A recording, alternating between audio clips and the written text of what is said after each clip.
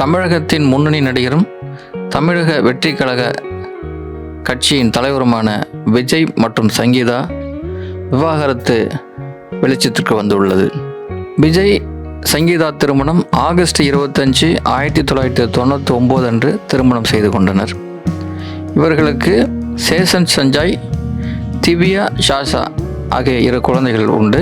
தமிழ் திரைப்படத்தின் உச்ச நட்சத்திரமாகவும் தமிழக வெற்றி கழகத்தின் தலைவராகவும் ஒரு முக்கியமான காலகட்டத்தில் இருக்கும்போது இந்த விவாகரத்தானது மிகவும் கவனிக்கப்பட வேண்டிய ஒன்றாக இருக்கிறது.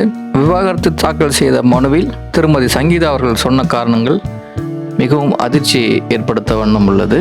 தனது விவாகரத்துக்கு காரணம் விஜய் அவர்கள் ஒரு நடிகையுடன் கள்ள தொடர்பு வைத்துள்ளதாக குற்றம் சாட்டுகிறார். அது நீண்ட வருடங்களாக இந்த குற்றச்சாட்டு கூறியும் அவர் திருந்தவில்லை என்று அந்த மனுவில் கூறியிருக்கிறார். 27 ஆண்டுகால திருமண வாழ்க்கைக்கு பிறகு சங்கீதா பிப்ரவரி 24, 2026 அன்று செங்கல்பட்டு குடும்ப நல நீதிமன்றத்தில் விவாகரத்து கோரி மனு தாக்கல் செய்துள்ளார். கடந்த 2 ஆண்டுகளாக இவர்கள் பிரிந்து வாழ்ந்து வருவதாக சொல்லியிருக்கிறார்.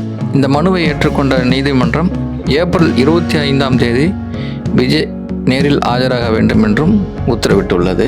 இன்னும் சில நாட்களில் தேர்தல் வரவிருக்கும் இந்த சூழ்நிலையில் தான் அடுத்த முதலமைச்சர் என்று சொல்லிக்கொள்ளும் திரு விஜய் அவர்கள் தனது மனைவி தன் மீது ஒரு கள்ள உறவு வைத்துள்ளதாக பொதுவெளியில் குற்றச்சாட்டு வைத்திருப்பது அவருடைய அரசியல் எதிர்காலத்திற்கு எந்தளவு உதவும் என்று தெரியவில்லை.